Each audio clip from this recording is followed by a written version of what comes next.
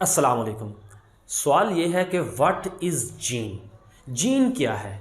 किसी भी जानदार के अंदर हज़ारों खसूसियात होती हैं और हर खसूसियत को कंट्रोल करने के लिए डीएनए के ऊपर एक ख़ास कोड होता है जीन की शक्ल में। मिसाल के तौर पर हमारी स्किन का कलर ब्राउन है। ये ब्राउन है एक प्रोटीन मेलानिन की वजह से। अब इस मेलानिन प्रोटीन को बनाने के लिए ये डीएनए, लेट्स सपोज मिसाल के तौर पर ये डीएनए है और डीएनए के पास डीएनए का एक छोटा सा टुकड़ा, ये वाला टुकड़ा, जिसके पास हमारी स्किन प्रोटीन मेलानिन बनाने की हदायत मौजूद है। तो डीएनए के इस टुकड़े को हम बड़ा करके देखें तो इसके पास एक खास कोड है किसका, न्यूक्लियोटाइड्स का, नाइट्रोजन बेसिस का। तो इसको हम कहते हैं जीन। तो जीन की डेफिनेशन बनी, it is the smallest part of DNA. DNA का एक छोटा सा टुकड़ा that can control the specific character of an organism, जो किसी जानदार के खास खसूसियत को, किसी खास करेक्टर को कंट्रोल कर सके। अब जीन किस तरह देखें, जीन के पास ये न्यूक्लियोटाइड्स यानी नाइट्रोजन बेसिस का एक खास सीक्वेंस है और उसी खास सीक्वेंस की वजह से खास अमीनो एसिड जुड़ते हैं और अमीनो एसिड के जुड़ने से एक खास प्रोटीन बनती है और वो प्रोटीन क्या करती है, अपना करेक्टर यानी हमारा स्किन कलर शो करेगी। इसी तरह जितनी भी खसूसियात हैं, हर एक खसूसियात का एक ख़ास जीन होगा डीएनए के ऊपर और जीन के पास एक ख़ास सीक्वेंस होगा न्यूक्लियोटाइड का, ख़ास कोड होगा, ख़ास अमीनो एसिड बनेंगी और ख़ास उससे प्रोटीन बनेगी। और बहुत ज़्यादा प्रोटीन ऐसी हैं, वैसे प्रोटीन की मुख्तलिफ इक़साम होती हैं, उनमें से एक प्रोटीन की किस्म है इंजाइम। ज़्यादातर प्रोटीन इंजाइम की शक्ल में काम करती हैं क्योंकि इंजाइम एक ख़ास केमिकल रिएक्शन को कंट्रोल करता है और उस केमिकल रिएक्शन के ज़रिए कोई ख़ास हमारा कह लें कि करैक्टर कंट्रोल होता है। तो आप कह सकते हैं कि प्रोटीन इंजाइम की शक्ल में काम करती हैं ज़्यादातर और उस इंजाइम से क्या हमारा एक ख़ास करैक्टर कंट्रोल हो, यानी उस इस इंजाइम से होने वाले केमिकल रिएक्शन से हमारा एक ख़ास खसूसियत, ख़ास करैक्टर ने कंट्रोल होना होता है। तो आप देखें वो कह रहा है जी जीन, हर gene, each gene produce it affect, अपना अफेक्ट कैसे प्रोड्यूस करता है, by controlling the synthesis of particular enzyme, खास एंजाइम के बनने को कंट्रोल करके एक जीन अपना इफेक्ट शो करता है। अब देखें ये दो साइंटिस्ट का काम है, आर्किबाल्ड गैरड और विलियम बिटसन ने 1902 के अंदर ये ऑब्जर्व किया कि कुछ खास बीमारियां ऐसी हैं जो ज़्यादा कॉमन है खास फैमिलीज़ के अंदर, more common in the specific families. अब उन्होंने क्या किया, उस फैमिली की बहुत सारी जनरेशन को स्टडी किया, सीवरल जनरेशन को स्टडी किया। अब ये स्टडी ऐसे नहीं किया कि इंसान की अगली नस्ल कैसे, अगली नस्ल, क्योंकि इंसान की तो इतनी लाइफ ही नहीं होती कि बहुत सारी नस्लें स्टडी कर सके। ये स्टडी ऐसे किया, मसलन एक बच्चे में बीमारी है तो देखा कि उसके वालदैन में, उसके ग्रैंडफादर, ग्रेट ग्रैंडफादर, क्योंकि जो बीमारी फैमिलीज़ में रन करती है तो पता होता है बच्चों को ये मेरे दादा को थी, मेरे परदादा को थी।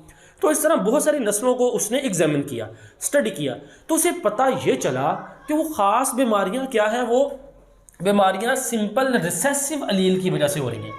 अब ये रिसेसिव अलील क्या है, मेंडेलियन ट्रेड्स के अंदर हमने ये स्टडी किया है कि जिसने मेंडल ने पी प्लांट का करैक्टर पढ़ा था, स्टडी किया था कि पी प्लांट वो क्या कहते हैं, टाल हो सकता है। टाल के लिए कौन से अलील थे, अलील कहते हैं alternate form of A gene. एक जीन के दो अलील होते हैं, एक मेल से आता है और एक फीमेल से, यानी एक वालद से और एक वालदा से। तो अब देखें पी प्लांट में कैपिटल टी हो सकता है, कैपिटल टी स्मॉल टी हो सकता है, स्मॉल टी और स्मॉल टी हो सकता है। अब हमें पता है कि कैपिटल टी तो ये लार्ज प्लांट होगा, यानी ये हाइट इसकी ज़्यादा होगी सॉरी, जबकि ये कैपिटल टी और स्मॉल टी में भी हाइट ज़्यादा होगी। हालांकि इसमें ये स्मॉल टी वाला अलील आ रहा है, लेकिन यहाँ पे इसका यानी कैपिटल टी के साथ जब स्मॉल टी आएगा तो इसका इफेक्ट शो नहीं होगा। इसका स्मॉल टी का इफेक्ट तभी शो होगा जब ये स्मॉल टी इकट्ठे आएंगे। तो ये गैरड और बिटसन ने भी यही ऑब्जर्व किया कि वो जो बीमारियां ना वो रिसेसिव अलील की तरह काम करती हैं। जब उस बीमारी के दोनों अलील इकट्ठे आते हैं तो तभी वो डिजीज अपीयर होती है।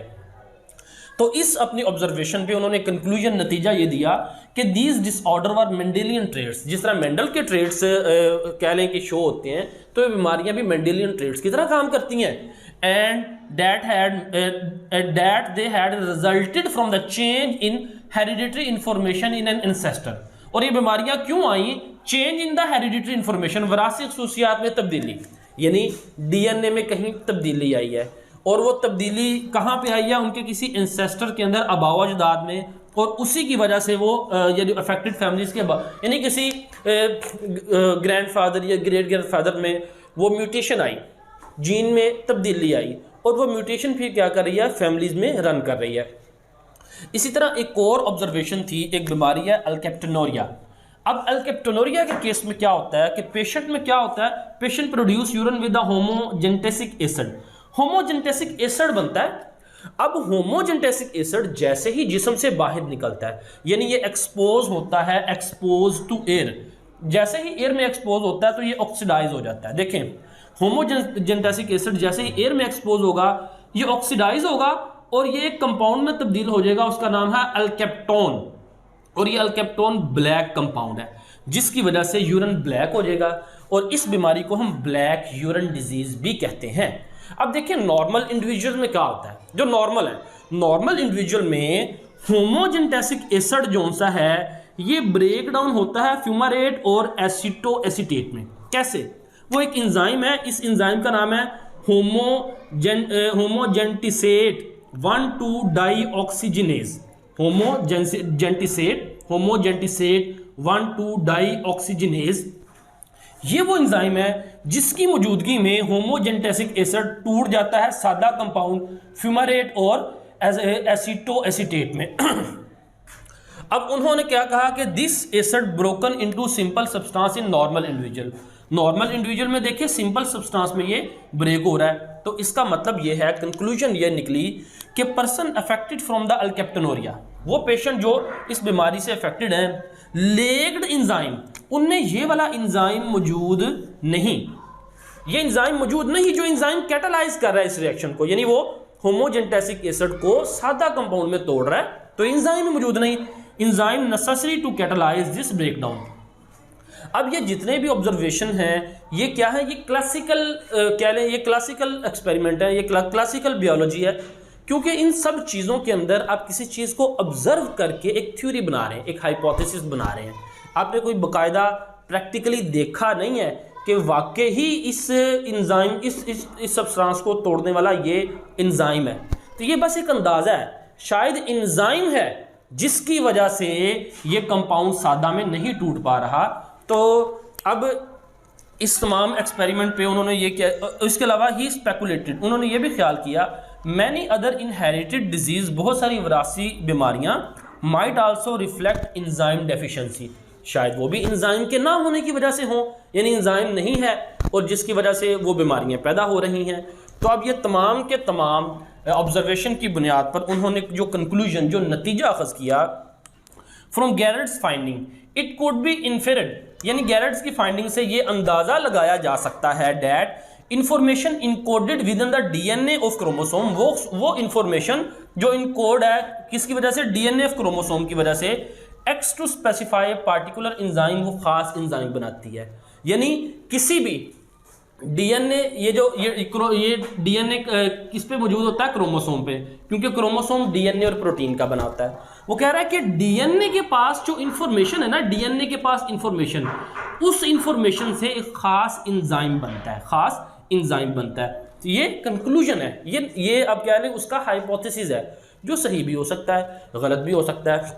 तो इसकी फाइंडिंग्स को अब क्या लें, ये इसका जो काम है ये इस्टेब्लिश नहीं हुआ, नहीं माना गया, कब तक, अंटिल 1941 में फिर आगे ये एक्सपेरिमेंट्स हुए जिनसे ये साबित हो गया वाकई ही जीन जौन सा है, जीन किसी भी करैक्टर को, खसूसियात को कंट्रोल करता है, वो चाहे एंजाइम बना के हो या कोई और प्रोटीन बना के हो।